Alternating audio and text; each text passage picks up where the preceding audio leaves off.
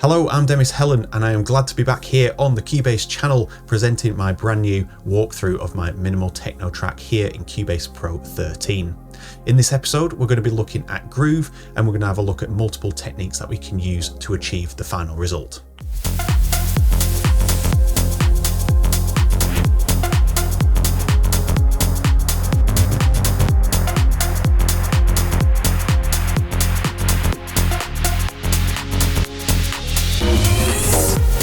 In this first video in the Minimal Techno series, we're going to be looking at groove and how we can achieve this utilizing some of the basic features in Cubase and then expanding that into and supporting with effects chains to enhance that groove. So the starting point is the MIDI, and you can see my MIDI pattern here, offbeat, onbeat, 16th off the offbeat there, and then some rolling 16ths for that final beat. And that gives us this effect if I just load it in with the kick and bass.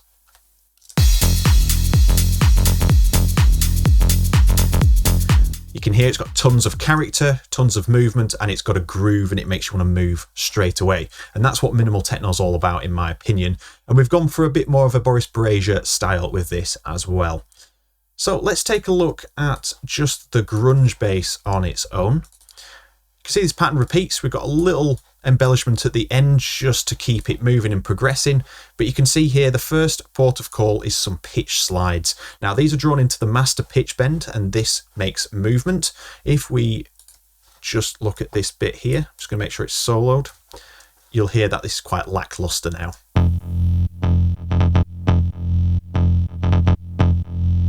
So the rhythm's there, the pattern's there, but it doesn't have an identity. So using some pitch slides is a really good way to get groove started.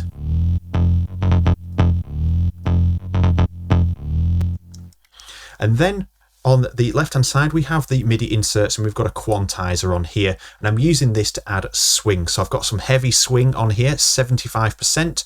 Make sure it's set to 16 so you get all of those 16s being affected. And that's going to give you that nice heavy swing. So if we turn this off,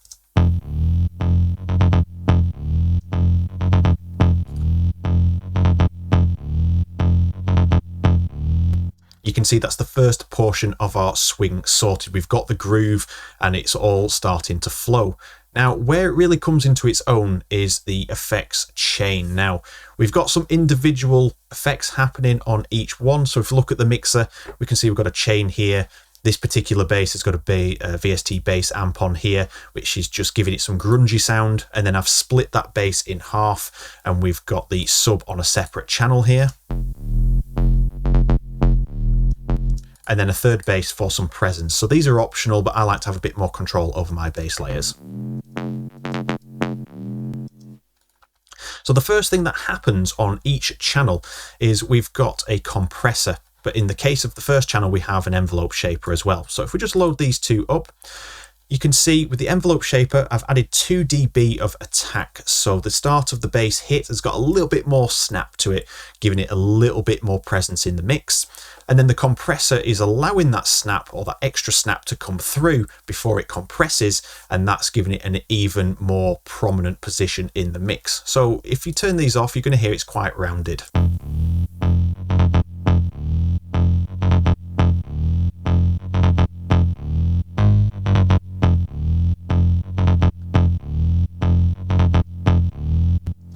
It's best off listening in the headphones. You can hear that it just adds a little bit more bite to the sound and that compressor doesn't have to work as hard because we've just boosted it here.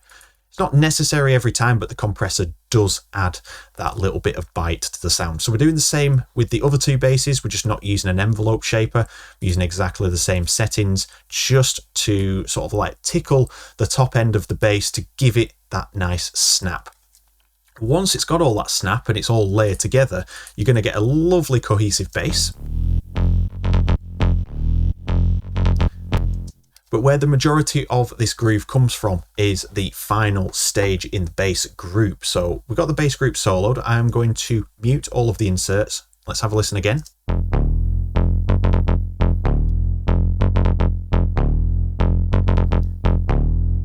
So you can see with this bass group, let's just zoom this in a little bit. We've got a few plugins happening here. So the EQ P1A, one of my new favorite additions to Cubase, is providing extra roundness to the bass whilst retaining the top end and giving it a bit of crispiness, but allowing those snaps to come through from the envelope shaping we did earlier.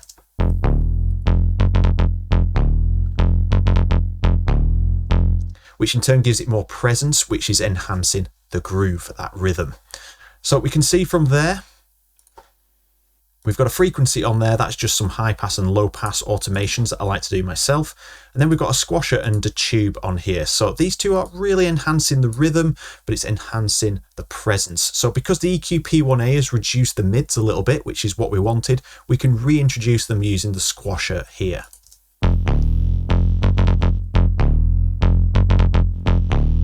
It brings all the little artifacts out, all the little details that make that bass grungy. And then finally some saturation from the tube. So very minimal, but it's just adding those extra harmonics in there. And the reason that this happens before squasher is because there's a lot of artifacting happening due to the nature of the grunge bass. Now if we put the tube before the squasher, you can hear that white noise coming through, and that's sort of artifacting that we don't want in the bass. We could EQ it out, but then we're affecting the overall sound, so I'd rather just have it after it just still works. And just to let you know, we're using the bassline enhancer preset here, but I've just made some adjustments to the upwards ratio here and the mix on the output of the third band, and we've got a 32% overall mix on the sound. And then finally, what happens to really gel that all together? Because if we listen to that with the kick, it sounds great, but obviously it's not integrated into the track. It's just sat on the top, which is not what we want.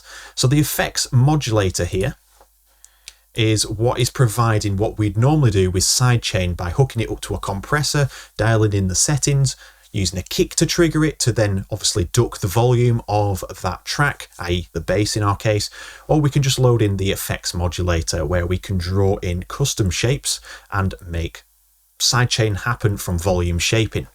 So with this, we can use presets up here of these shapes, but I've just drawn these in myself and then used the module volume here. So then it's just controlling the volume, and I've set the time base to quarter notes, so it'll hit every time the kick hits. So it sounds like the kick is ducking the volume. And then we have a handy little mix tool here, so we can blend in and obviously remove or add this sidechain in.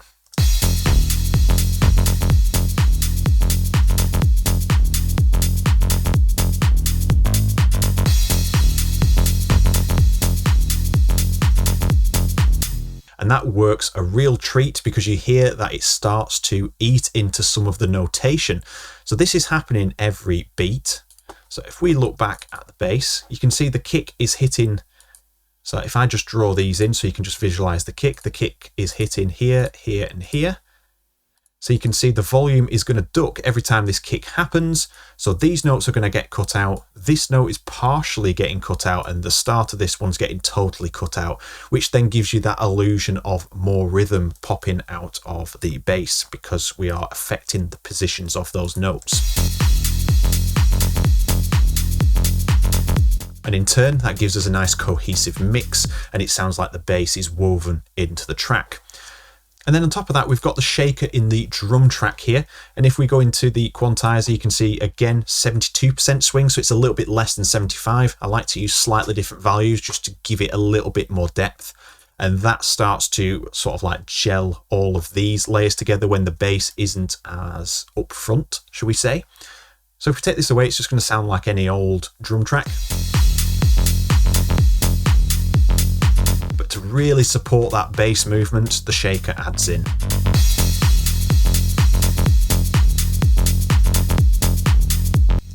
And then really that's where the majority of the groove of the track comes from. But if we remove the bass here and just play the rest of the elements,